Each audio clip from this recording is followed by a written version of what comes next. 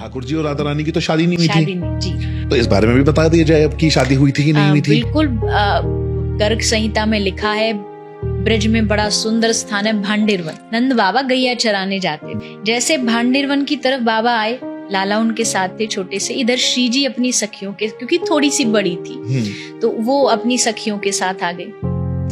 बीच भांडेरवन में जैसे पहुंचे, बड़ी जोर से तूफान आया।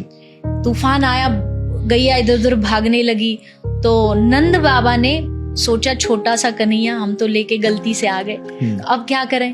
तो उधर से सखियां जा रही थी, तो बाबा ने उन सबको रोक के कहा, लाली सुनना, बोले मेरी तो गैया सब इधर उधर हो रही, मैं उनको ढूंढने जा रहा हूँ, तू एक काम कर, तू या लाला को घर पहुंचा देगी।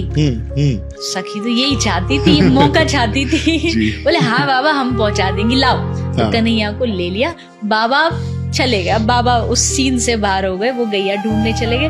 अब ठाकुर जी आए और इधर से आई श्री जी। जैसे आए, अब तक बाल्य रूप में थे, लेकिन अचानक से बिजली चौंधी और जो असल जो निकुंज में जो रूप होता है राधा कृष्ण का श्याम सुंदर, वो रूप में आ गए। यानी जो 16 वर्ष से कम उनकी उम्र होती है, उस रूप में आ गए। सखी उपस्थित हो गई, सब लोग खड़े हो गए और अब विवाह की तैयारी कि आज दोनों का हम मिलकर के विवाह कराएंगे। विवाह की जैसे बारी आई, हाथ जोड़े ब्रह्मा जी खड़े, आप काहे को, हम पंडित।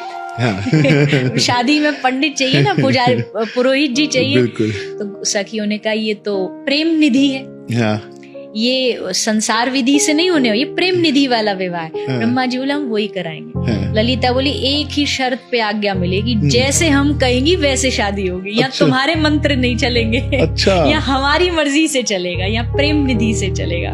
तो ब्रह्मा जी बेचारे डरते डरते हाथ जोड़ करके बैठ गए। वहां दोनों विराजमान हुए, लगाया गया चौकी और वहां बैठ के तब दोनों का गठबंधन किया गया। ललिता ने गांठ बांधी और तब जाकर के वहां ठाकुर जी का विवाह हुआ। पूरी रस्मों रिवाज हुई, आनंद गाया गया। सब सखियों ने ठाकुर जी का श्रृंगार, श्री जी का श्रृंगार किया और आनंद में डूब गए कि आज हमारे जो युगल हैं, आज उनका स्वरूप में भी मिलन हुआ। वैसे तो आदिकाल से एक ही है, पर विवाह होने के बाद जो मिलन होता है उसका अलग आनंद होता है। तो इसलिए उस आनंद को देख के सखी खूब आनंदित होती है। ब्रह्मा जी पंडित जी थे। ब्रह्मा जी ने पूछा कि अब जाते समय पंडित जी को दक्षिणा मिलती है, क्या दक्षिणा? सखी ने कहा, तुमको दोनों युगल का प्रेम मिल जाए, ये दक्षिणा में हम तुम्हें प्रदान करते हैं। ब्रह्मा जी जय जयकार करते हुए ठाकुर जी की विदा लेके जाते। तो इस ऐसे भांडेरवन में ठाकुर जी का विवाह किया गया है।